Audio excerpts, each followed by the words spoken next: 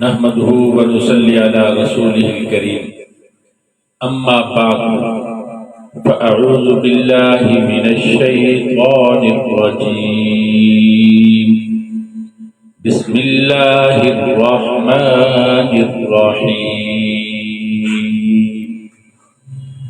ألم تر إلى الذي حاج إبراهيم في ربه أن آتاه الله الملك قال إبراهيم ربي الذي يحيي ويميت قال أنا أحيي وأميت قال إبراهيم فإن الله يأتي بالشمس من المشرق فأت بها من المغرب فبهت الذي كفر والله لا يهدي القوم الظالمين صدق اللہ العظیم۔ اس آیت مبارکہ میں اللہ رب العزت نے حضرت ابراہیم علیہ السلام کا ایک مناظرہ نمرود کے ساتھ جو ہوا تھا اس کا ذکر فرمایا۔ نمرود کو اللہ رب العزت نے بڑی بادشاہت دی تھی۔ یہ پہلا بادشاہ تھا جس نے سر پہ تاج رکھا اور زمین کے اندر فساد برپا کر دیا اور کہنے لگا میں سب سے بڑا خدا ہوں۔ تو یہ ان چار بادشاہوں میں پہلا نمبر اس کا ہے۔ چار بادشاہ جن کو اللہ رب العزت نے پوری زمین پر بادشاہت عطا کی۔ اس کا تقاضا یہ تھا کہ اللہ کے سامنے جھکتے نمرود جھک جاتا، نمرود سجدہ کرتا، مگر یہ سرکشی میں بڑھ گیا۔ انسان نعمت کا تقاضا یہ ہے کہ انسان جھک جائے، مگر یہ اور زیادہ سرکش ہو گیا۔ دو بادشاہ وہ ہیں جو مسلمان ہیں، جن میں ایک حضرت سلیمان علیہ السلام ہے، دوسرے ذوالقرنین ہیں، اور جو کافر بادشاہ ہیں ان میں ایک نمرود ہے، دوسرا بخت نصر ہے جس نے یہودیوں کا قتل عام کیا تھا۔ قرآن کریم میں اس کا واقعہ بھی 15ویں پارے کے اندر موجود ہے۔ تو اللہ تعالیٰ فرماتے ہیں الم تر الی الذی حاج ابراہیم، آپ نے دیکھا نہیں اس آدمی کی طرف جس نے جھگڑا کیا ابراہیم علیہ السلام سے ان کے رب کے بارے میں، ان آتاہ اللہ الملک، اس وجہ سے کہ اللہ نے اس کو بادشاہت عطا کی تھی۔ یعنی اس جھگڑے کا سبب اس کا تکبر بنا، اس کا زمین کے اندر اپنے آپ کو بڑا سمجھنا، اس کی سرکشی، اس کی بے راہ روی اس کا سبب بنی کہ وہ حضرت ابراہیم علیہ السلام سے جھگڑنے لگا۔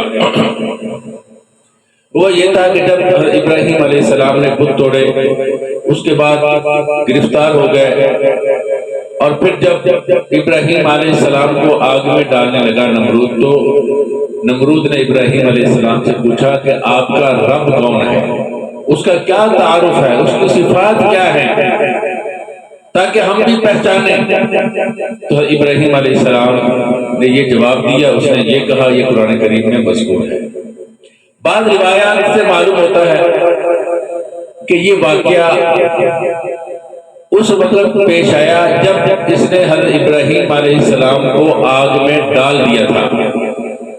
جب اللہ رب العزت نے آگ کو گلے گلزار بنا دیا، ابراہیم علیہ السلام صحیح سالم آگ سے نکل آئے، اس کے بعد ملک میں ایک قحط عام پھیل گیا، قحط پڑ گیا۔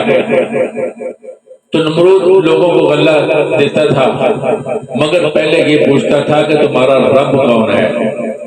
جو کہتا تھا کہ آپ ہمارے رب ہیں، العیاذ باللہ، اس کو غلہ دیتا تھا، دوسرے کو محروم کر دیتا تھا۔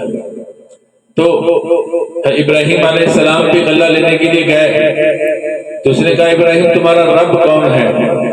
جب ابراہیم علیہ السلام نے اس کو جواب دیا، اس کو مبہوت کر دیا، دہشت زدہ کر دیا، حیران کر دیا، لاجواب کر دیا، تو اس نے غلہ دینے سے بھی انکار کر دیا۔ ابراہیم علیہ السلام واپسی پہ جب گزرے تو ایک جگہ ریت تھی، اس کو اپنے تھیلے میں ڈالا تاکہ گھر والوں کا جی بہلا سکے، لے جا کر وہاں رکھ دیا جہاں کھانے کا سامان پڑا ہوتا تھا، خود سو گئے۔ اللہ رب العزت نے خاص اپنی قدرت کا مشاہدہ کروایا، گھر والوں نے کھانا تیار کیا اور ابراہیم علیہ السلام کو پیش کیا تو حضرت ابراہیم علیہ السلام حیران ہوئے، پوچھا یہ کہاں سے آیا آٹا؟ گھر والوں نے کہا وہی جو آپ لے کر آئے تھے، یعنی اللہ نے حضرت ابراہیم علیہ السلام کی ریت کو اللہ نے آٹا بنا دیا۔ اللہ تعالیٰ جو چاہے کر دے، فعال لما یرید، اس سے کوئی نہیں پوچھ سکتا، نہ کسی کو پوچھنے کا حق ہے، نہ کسی میں دم ہے، طاقت ہی نہیں ہے۔ دو آدمی، دو پہلوان کشتی کرتے ہیں، ایک طرف پہلوان کھڑا کرتے ہیں، ایک طرف مورتی کھڑی کرتے ہیں، تو کشتی ہو جائے گی۔ ان لوگوں کا دماغ کم نہیں کرتا جو شرک کو نہیں سمجھتے۔ شرک تو تب ہونا جب کسی میں دم ہو۔ یہ تو انسان کی غلط سوچ ہے کہ وہ اللہ کے ساتھ شریک ٹھہراتا ہے، مگر کائنات کی کسی چیز میں شریک بننے کی صلاحیت ہی نہیں ہے۔ ہر چیز اللہ کی محتاج ہے، اللہ کی مملوک ہے، ہر چیز کی اللہ پرورش کرتا ہے، ہر چیز ایک لمحے کے لیے بھی اللہ اگر اس سے اپنی نظر رحمت ہٹا لے وہ جی نہیں سکتی، تو اللہ کا شریک ممکن ہی نہیں ہے۔ تو یہ واقعہ عرض کر رہا تھا، درمیان میں یہ بات آ گئی، یہ واقعہ کب پیش آیا؟ تو نمرود نے جب پوچھا حضرت ابراہیم علیہ السلام سے تمہارا رب کون ہے؟ قال ابراہیم ربی الذی یحیی و یمیت، فرمایا میرا رب وہ ہے جو زندگی بھی عطا کرتا ہے اور مارتا بھی ہے، یعنی زندگی دینا بھی اس کا کام ہے، زندگی واپس لے لینا، موت طاری کر دینا یہ بھی اسی کے اختیار میں ہے۔ تو نمرود انتہائی غبی تھا، کہنے لگا انا احیی و امیت، میں بھی یہ کام کرتا ہوں، میں زندہ بھی کرتا ہوں، مارتا بھی ہوں۔ اس نے اس کا مطلب یہ سمجھا کہ کسی کو گردن کاٹ دینا یہ اس کو مارنا ہے، اور کوئی سزا کا مستحق تھا، گردن اس کی مارے کاٹنی چاہیے تھی، اس کو معاف کر دینا یہ اس کو زندگی عطا کرنا ہے۔ وہ اس کا یہ مطلب سمجھا۔ اس نے دو آدمیوں کو بلایا، ایک کی گردن کاٹ دی، کہا یہ دیکھو میں نے مار دیا، دوسرے کو معاف کر دیا، چھوڑ دیا، یہ اس کو میں نے زندگی عطا کر دی۔ تو حضرت ابراہیم علیہ السلام سمجھ گئے کہ یہ انتہائی غبی آدمی ہے، اس لیے کہ شرک گناہ انسان کی عقل کو بھی برباد کر دیتے ہیں۔ تو حضرت ابراہیم علیہ السلام نے فوراً فرمایا ان اللہ یأتی بالشمس من المشرق فأتی بها من المغرب، اللہ رب العزت سورج کو مشرق سے طلوع کر کے مغرب میں غروب کرتے ہیں۔ تم ایسے کرو، اگر تمہیں دعویٰ ہے کہ تم اپنی اختیار سے سارے کام کرتے ہو، تمہارے کرنے سے ہوتے ہیں، تمہیں اپنی خدائی کا دعویٰ ہے، تو تم سورج کو مغرب سے طلوع کر کے مشرق میں غروب کر کے دکھا دو۔ فَبُهِتَ الَّذِي كَفَرَ، اور کافر حیران دہشت زدہ ہو گیا کہ کیا جواب دے، اس سے کوئی جواب نہ بن پڑا۔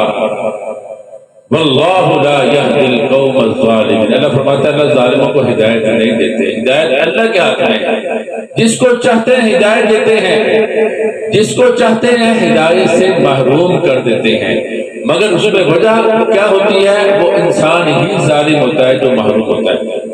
تو اس لیے اتنی بڑی دلیل کو دیکھ لینا اور لاجواب ہو جانا اور سمجھ لینا بات کو، پھر بھی ایمان نہ لانا، یہی کہا جا سکتا ہے کہ اس کے ظلم کی وجہ سے اس کی آنکھوں پہ دل پہ پردے پڑ چکے تھے۔ اب یہاں پہ سوال یہ ہوتا ہے کہ نمرود یہ بھی تو کہہ سکتا تھا کہ مشرق سے تو میں طلوع کرتا ہوں اور پھر مغرب میں غروب کرتا ہوں، تم اپنے خدا سے ذرا کہو کہ وہ مغرب سے طلوع کر کے مشرق میں غروب کر کے دکھائے۔ اس نے یہ کیوں نہیں کہا؟ یہ بھی تو کہہ سکتا تھا نا، جب خام خواہ کا جھگڑا کر رہا تھا، خام خواہ لڑائی بڑھا رہا تھا، تو یہ بھی کہہ سکتا تھا۔ اس کا جواب یہ ہے کہ وہ دیکھ چکا تھا کہ اللہ رب العزت نے کس طرح آگ کے اندر جو کسی کو معاف نہیں کرتی، کس طرح آگ کے اندر ابراہیم علیہ السلام کی حفاظت فرمائی اور بہترین انداز میں حفاظت فرمائی، وہ دیکھ چکا تھا۔ اگر وہ یہ کہتا تو ابراہیم علیہ السلام اللہ سے دعا کرتے، اللہ رب العزت نے سورج کو مغرب سے طلوع کر کے مشرق میں غروب کر کے بھی دکھا دینا تھا، مگر وہ سمجھتا تھا کہ یہ ہو جائے گا، اگر یہ ہو گیا تو اس کی بہت زیادہ بےعزتی ہوگی، لوگ اس کو چھوڑ کر بھاگ جائیں گے، ابراہیم علیہ السلام کے ساتھ ہو جائیں گے، اس لیے اس نے جرأت نہیں کی۔ یہ دیکھ چکا تھا، ابراہیم علیہ السلام کی خدا کی طاقت کو سمجھ چکا تھا، مگر اس کے دل پہ پردے پڑ چکے تھے، ہدایت اس کے مقدر میں نصیب میں نہیں تھی۔ تو خلاصہ یہ ہوا کہ اللہ تعالیٰ کسی کو نعمت دے تو اس کا یہ مطلب نہیں ہوتا کہ وہ سرکشی میں پڑ جائے۔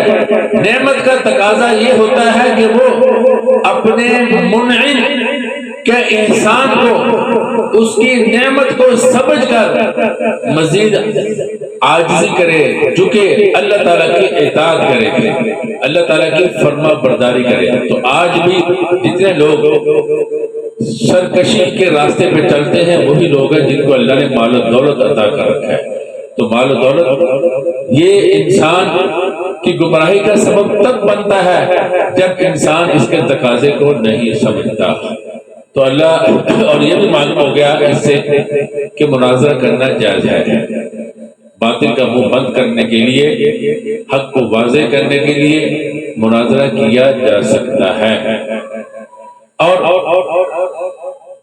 اس سے یہ بھی معلوم ہو گیا کہ کسی کا بادشاہ بن جانا اس کے حق ہونے کی دلیل نہیں ہے۔ جیسا کہ لوگ کہتے ہیں کہ اگر ہم غلط ہیں تو اللہ ہمیں حکومت کیوں عطا کرتا ہے؟ اگر غلط تھے تو اللہ نے ہمیں یہ کوٹھیاں، بنگلے، یہ عزت، یہ مال و دولت، یہ خادم، یہ شان و شوکت یہ ہمیں عطا کیوں کی؟ تمہیں کیوں نہیں کر دی؟ لوگ یہ سوال کرتے ہیں، وہ دیکھ لیں پوری دنیا کا اللہ نے بادشاہ بنایا اور کافر اللہ کے ہاں انتہائی مبغوض آدمی اللہ نے پوری دنیا کی بادشاہ اس کو دے دی، اور حضرت ابراہیم علیہ السلام کی حالت آپ کے سامنے ہے کہ وہ بالکل سادہ درویش اور اللہ نے اس کو بادشاہ عطا کر دی۔ تو کسی کو اللہ کا بادشاہت عطا کر دینا، دنیا کے خزانے عطا کر دینا، دنیا کی نعمتیں عطا کر دینا اس کی سچائی کی دلیل نہیں ہے۔ یہ دو باتیں اس سے خاص طور پر معلوم ہوتی ہیں۔ دعا کیجیے اللہ رب العزت ہم سب کو دین اسلام پر قائم و دائم رکھیں، اور دین کے اندر ہم سب کو گہری سمجھ اور دین کے اندر رسوخ عطا فرمائے۔ وآخر دعوانا الحمدللہ رب العالمین۔